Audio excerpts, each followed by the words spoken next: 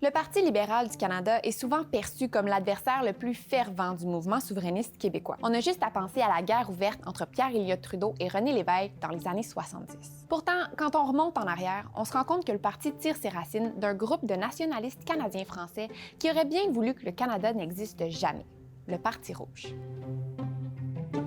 Créé vers 1848 au Bas-Canada, aujourd'hui le Québec, le Parti rouge réunissait plusieurs anciens patriotes comme Louis-Joseph Papineau et Wilfred Nelson. Il était foncièrement opposé à l'idée de la Confédération. En 1867, lorsque leur combat contre la Confédération échoue, les membres modérés du Parti rouge vont unir leurs forces avec celles d'autres groupes réformistes du Canada anglais pour former le Parti libéral du Canada.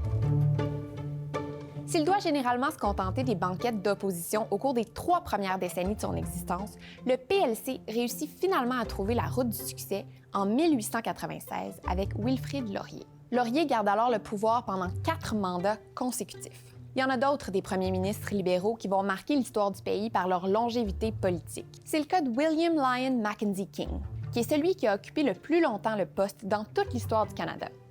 Il a été premier ministre pendant un total de 21 ans et 154 jours. Mais la figure la plus marquante de l'histoire du Parti libéral du Canada, c'est peut-être Pierre Elliott Trudeau. À son arrivée à la tête du parti en 1969, l'engouement pour le célibataire au style décontracté et aux idées progressistes est si important qu'on lui a donné un nom, la Trudeaumanie.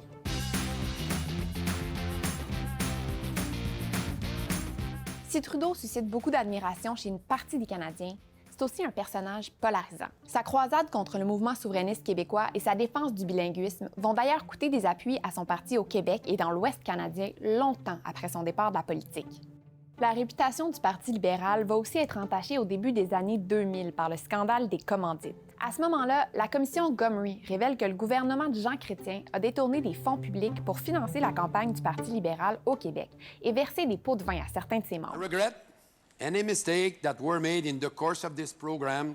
C'est après avoir passé près de 10 ans dans l'opposition que les libéraux vont finalement reprendre le pouvoir en 2015, grâce à la popularité d'un autre Trudeau, Justin, fils aîné de Pierre Elliott.